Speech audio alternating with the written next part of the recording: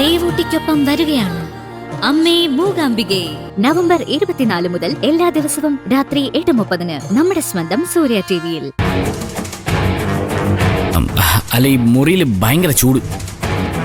ഈ മഴക്കാലത്തോ? ജനാല ഒന്ന് തുറന്നിട്ടാ നല്ല തണുത്ത കാറ്റ് കിട്ടില്ലേ? കിട്ടും. തുറക്കണം. എന്നാ വാ, ഞാൻ തുറന്നുതരാം. അല്ല വേണ്ടേച്ചി, ഞാൻ തുറന്നിട്ടോളാം. എന്തോ കള്ളത്തരം ഉണ്ടല്ലോടാ.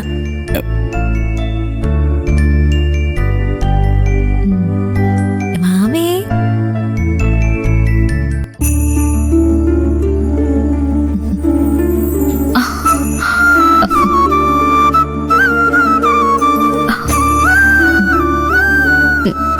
പൂജ ഉറങ്ങിയില്ലായിരുന്നോ? ഇല്ല. അവിടെ മുറിയിലിരുന്നപ്പോ വല്ലാതെ ബോറടിക്കുന്നു. ദത്തേണ്ണാണെങ്കി അവിടെ ഐജിയോട്ട് ഭയങ്കര ഡിസ്കഷൻ. അപ്പൊ ഞാൻ വിചാരിച്ചു കുറച്ചു നേരം കുഞ്ഞുമായിട്ട് ഇവിടെ വന്ന് പൂജയുടെ കൂടെ ഇരിക്കാന്ന്. അതിനെന്താ?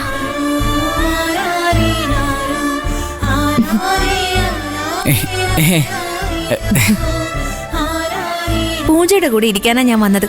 അതിന് നിനക്കെന്താടാ കാര്യം?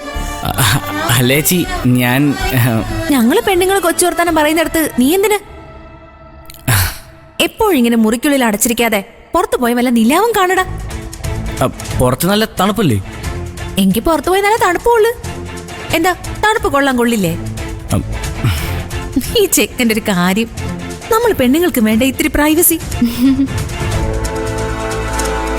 അല്ലേ പൂജ?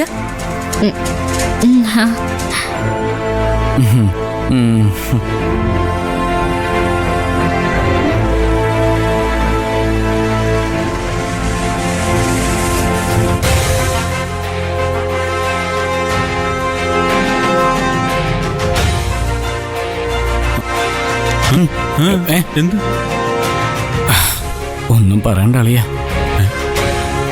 എന്തൊക്കെ അത്ഭുതങ്ങൾ എവിടെ നടക്കുന്നു. അത് നിന്നോട് ചോദിക്കാൻ ഞാനിങ്ങോട്ട് വന്നേ. ഒരു കുഞ്ഞും 2 അമ്മമാരും അകത്തുണ്ട്. എന്ത് വേണോ പ്രതീക്ഷിക്കാം. അരുതാത്തൊന്നും സംഭവിക്കാതിരിക്കാൻ നമുക്ക് പ്രാർത്ഥിക്കാം.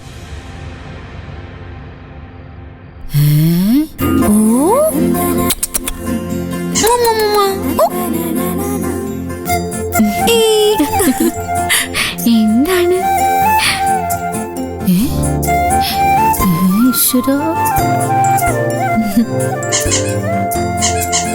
നീ അമ്മയെ നോക്കി.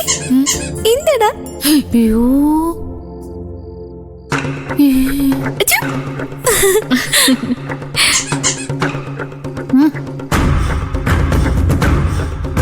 ഈശ്വര, ഞാനിത് ഏത് ലോകത്താ? ഞാൻ എന്തൊക്കെയാ കാണുന്നത്? അമ്മയുടെ പൊന്നുമാവേ. ഇതിങ്ങനെ വിട്ടാ ശരിയാവില്ല.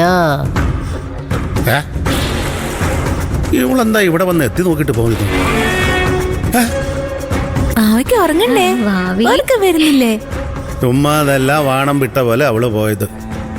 ഈ കാഴ്ച കണ്ട ആരും ഞെട്ടിപ്പോകും.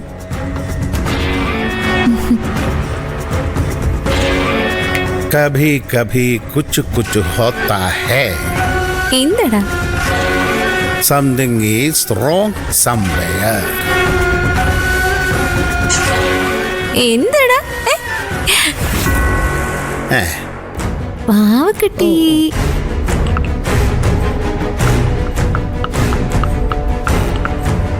എന്താ? അച്ചോ, ഇതോടെ പൂജയുടെ ശല്യം തീരണം. അവള് ജീവിച്ചിരുന്നാൽ ഇനി ഒരിക്കലും ആമിമോളുടെ സ്നേഹം എനിക്ക് കിട്ടില്ല. നഷ്ടപ്പെട്ട പ്രതാപങ്ങൾ തിരിച്ചു പിടിക്കാതെ ഇനി ചെമ്പകശ്ശേരി ഗോമതിക്ക് ഉറക്കമില്ല.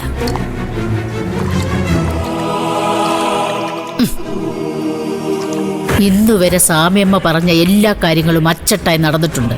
ഇതും നടക്കും.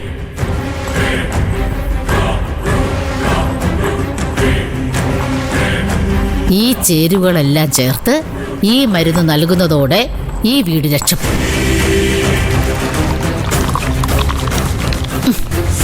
പക്ഷെ പൂജയെ കൊണ്ട് ഇതെങ്ങനെ കഴിപ്പിക്കും?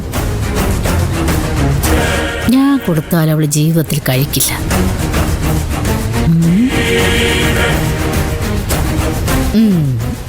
വഴിയുണ്ട് വഴിയുണ്ട്.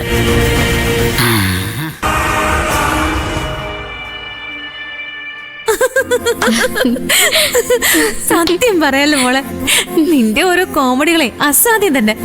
ഇതൊക്കെ ആസ്വദിക്കാൻ ചേച്ചിക്ക് ഇതുവരെ ഭാഗ്യം ഉണ്ടായില്ലല്ലോ എന്ന് ആലോചിക്കുമ്പോഴാ സങ്കടം. ആ, എല്ലാത്തിനും അതിൻ്റെതായ സമയമുണ്ടല്ലോ. അല്ല, ഡെലിവറിക്ക് ശേഷം പൂജയ്ക്ക് ഇങ്ങനെ ഇച്ചിങ് വരാറുണ്ടോ? ഈ കയ്യിലും കാലിലും ഒക്കെ ഒരുമാതിരി ചൊറിച്ചില് പോലെ. ഞാൻ ശ്രദ്ധിച്ചിട്ടില്ല. ആ, എന്നാ ശ്രദ്ധിക്കണം. നമ്മൾ നിസ്സാരമായിട്ട് കാണുന്ന പല കാര്യങ്ങളും ഭാവിയിൽ ദോഷം ചെയ്യും. ആ, ഡെലിവറിക്ക് ശേഷം പലർക്കും പല കുഴപ്പങ്ങളും ഉണ്ടാവാറുണ്ട്. ആ, ഈ പെണ്ണുങ്ങളാവുമ്പോ പലതും ഒന്നും തുറന്നു പറയില്ലല്ലോ. പണ്ടൊക്കെ കൂട്ടുകുടുംബായിരുന്ന കാലത്തെ രഹസ്യങ്ങൾ കൈമാറാൻ വീട്ടിൽ ഒരുപാട് പേരുണ്ടായിരുന്നു. ഇപ്പൊ അതല്ലല്ലോ അവസ്ഥ. പലരും സ്വന്തം ഭർത്താവിനോട് പോലും കമ്മ്യൂണിക്കേറ്റ് ചെയ്യാൻ മടിക്കും. മനപ്പുറത്തില്ല, അത് തന്നെ.